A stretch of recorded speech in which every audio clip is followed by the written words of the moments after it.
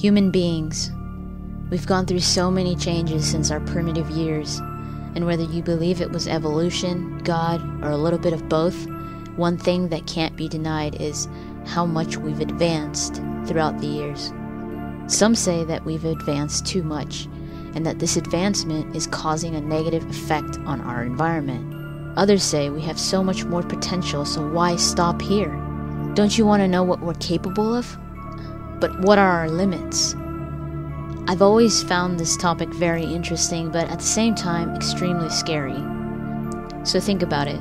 If a science team asked you if you would like some kind of extreme augmentation on your body, what would you say? Why would you say yes? And why would you say no? Does religion have an effect on your decision? What about morality? Or maybe it has nothing to do with any of that, and it's just about becoming the best you can be. Or maybe you have some bigger reason, something that you hold dearly. These issues and more are experienced in the video game Deus Ex Human Revolution.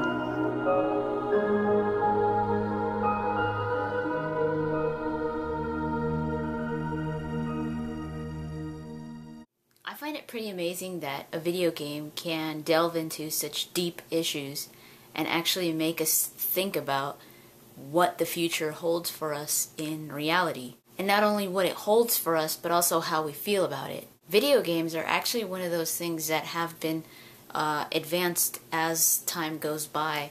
They started off as being just these little 8-bit entertainment systems, just to spend some time playing some puzzles or something like that. But they've come so far throughout the years, and now they actually, instead of just being a piece of entertainment, they're actually more of an experience. And the future only holds more advances and more opportunities when it comes to video games. But what I'm talking about, and what Deus Ex Human Revolution really delves into, is advancements when it comes to ourselves, advancements when it comes to our humanity, our morality, society, and how that affects us as humans. Science, technology, science advancements, anything that will change our bodies as they are to quote-unquote improve them or advance them in ways that we couldn't advance them physically or individually on our own, but it's more of a augmentation or an attachment to our bodies. And this is what the video game is about. I really find this video game to be one of the most thought-provoking that I've ever played. So I guess the biggest question is, would you do it? Would I do it? Would you go through these advancements, these augmentations that Jensen went through in Deus Ex Human Revolution? The biggest thing about Deus Ex Human Revolution and Jensen getting augmentations that he really didn't need is, and this is the whole controversy about it within itself in the video game, but it's also a way for the developers to kind of already answer a question that many people that the public could have had regarding the issues that this video game presents. A lot of people would have said, well, why did he get them? So the way that they answer this is that Adam Jensen went through this horrible accident, almost died. He would have died, but the company that he was working for, Seraph Industries, he used to be the security, the head of security there. And when he went through this horrible accident, these a terrorist type group went in and attacked everybody, and he would have died if it hadn't been for his boss, Seraph himself, that took him and augmented him, added all of these augmentations not only to save his life, but also to make him like a super soldier, like your super security. I mean, he was a head of security, and with this attack that Seraph Industries had gone through, Seraph wanted to protect his company, and he wanted to find out what they wanted and why they had attacked that way. So he pretty much created a walking weapon that he could control. Not like control with a remote or something like that, because Adam Jensen did still have his own will. But since Adam Jensen worked for Seraph and he still had that loyalty with him, and he pretty much saved his life, Seraph pretty much had a loyal walking weapon. So Adam Jensen didn't ask for this, as that's pretty much the motto of the game. I didn't ask for this. It's Adam Jensen got augmented not only to save his life, but also to just these augments that he really didn't need, that were there only for the purpose of destruction and strength, power, overpower, so things that he really didn't need to survive. And that's the big question that the game presents and is manifested through Adam Jensen. Is Adam Jensen has these augmentations, and the video game lets you play the game however you want. If you want to play the game through stealth and not use like your crazy augmentations, like the typhoon where all these bullets shoot out of you. So if you want to play just stealth, you could. You could technically play the game without killing anybody. That's almost delving already into the idea of he doesn't need his augmentations to get the job done.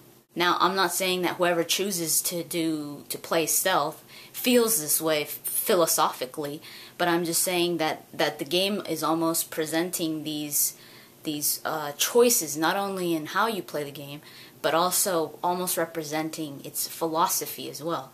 So it's almost like, see, Adam could do the things that he needs to without using these crazy augmentations. But then you could also do, you could play like hardcore shooter, like you could shoot people and kill them and use all your buffed out augmentations, the weapons, the crazy weapons. You could do that as well. So that's more of like, yes, I'm gonna take advantage of these augmentations because they're so cool. And it begs the question, are you choosing to play the game like this because that's how you feel? Or are you choosing to play the game like this because it's fun? Or because it is a video game, because you're thinking it's a video game, so I want to have fun. But when you actually think about the philosophy behind the actual game and the mechanics of it and the choices of it, it really makes you think about these issues and more of a reality type of thing, not so much a video game anymore. Because when you think of it as a video game, it is a very fun video game. I had a blast playing it. I thought it was a very fun video game, and I will admit I started off playing stealth. I didn't want to kill anybody. I was using tranquilizer guns, and I wasn't really leveling up my bigger augmentations like my weapons. But I got bored. I was like, I want to use the crazy augmentations. So even presented in a video game, it is something that is very attractive to people. It attracts people. This sense of power, of this sense of being able to do whatever you want because you are pretty much augmented in this way that human beings weren't supposed to be, in a world that you need to resolve something. So Adam Jensen says this in one of the endings, that he had the means of resolving a lot of problems. He had the means, and they were very easy for him. But a lot of times he had restraint, because he knew that he didn't want to abuse it. So that's a big thing about the game, is having power, but how much are you going to use it? Are you going to restrain yourself, or are you going to let loose because you have the power to do it? I mean, if you were to think about this in reality, and a lot of people, I've had this discussion with a lot of people, whether Deus Ex is considered a sci-fi, or if it's considered like an adventure, like an action adventure. Now, obviously, it is a fiction because it's not. It's a story being told. It's not really like a documentary or anything like that. And as much as it feels like a science fiction, it's hard for me to call it a science fiction because it's very, very close to our real world. It's a future. It's almost like showing us where we're headed. And to call it a sci-fi, it's almost like saying, oh no, that would never happen, right? Because science fiction is more about the plausible. It's not really about the possible. It's more about this feels real, but it can never happen. Calling something a science fiction, and then eventually your future, your reality, what if it really becomes just like it or similar, very similar? Are you living a science fiction? So that's one of the reasons I have trouble calling it a science fiction, just because of how real the issues are in Deus Ex Human Revolution. The science and the technology in Human Revolution is actually, as scary as this might sound, is actually being worked on currently. There are, and I'm not just talking about machines like cars and recently there was they made a car that actually hovered and that kind. No, I mean like scientists are actually making super soldiers. They're putting them into these robots that would make them indestructible. So we are currently working on a lot of the things that are presented in Deus Ex Human Revolution. The technology is nowhere far from being real. It is actually being performed on now. There's a man, I think they call him Laser Eye Man or something like that. He has an eye that is it's a mechanical eye, and it has like a laser on it. So it's a mechanical eye. They're already working on robotic prosthetics. If they could make a robotic prosthetic, do you think they couldn't make it so that it could perform better than your own arm? Of course they can. It's completely simple. If they're already able to make the prosthetic, if they're already able to attach a robotic prosthetic to a human being, they could totally make it so that it's advanced than a normal human being's arm, and not only by strength, maybe by speed as well. So this takes me to the issue of advancing ourselves. What does that mean? Does it mean that, okay, I lost my arm, I need a new arm?